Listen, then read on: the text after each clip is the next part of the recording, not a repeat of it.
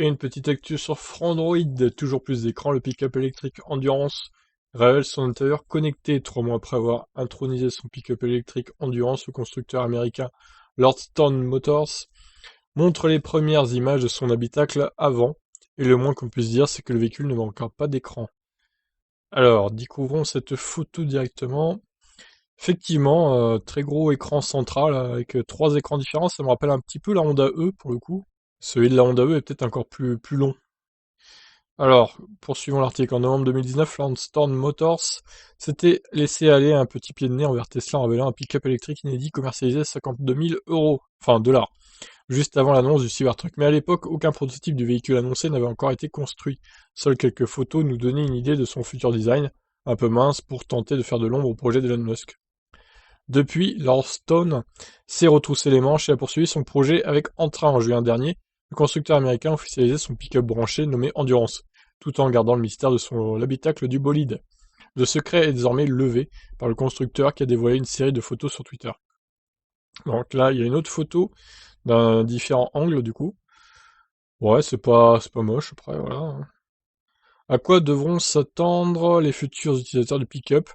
À une dalle allongée recouvrant une belle partie de la planche de bord jusqu'au copilote plus précisément.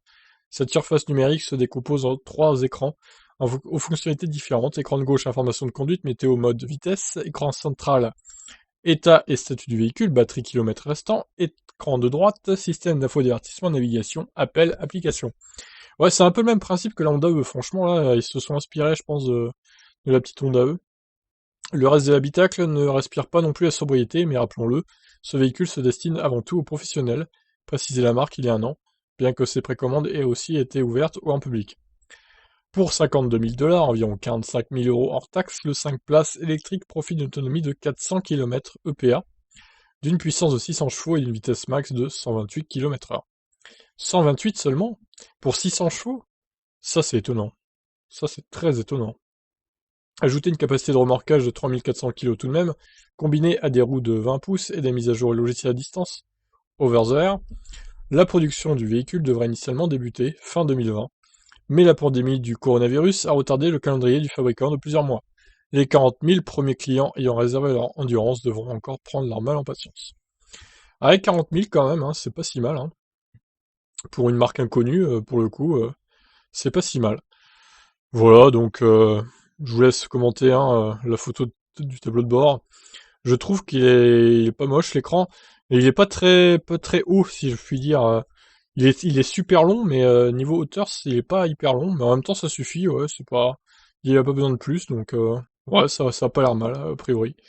Donc voilà, reste à voir si ça sera commercialisé en Europe.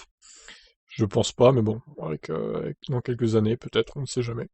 Sur ce, je vous laisse réagir. Qu'en pensez-vous de ce Lordstorm Endurance? Ciao!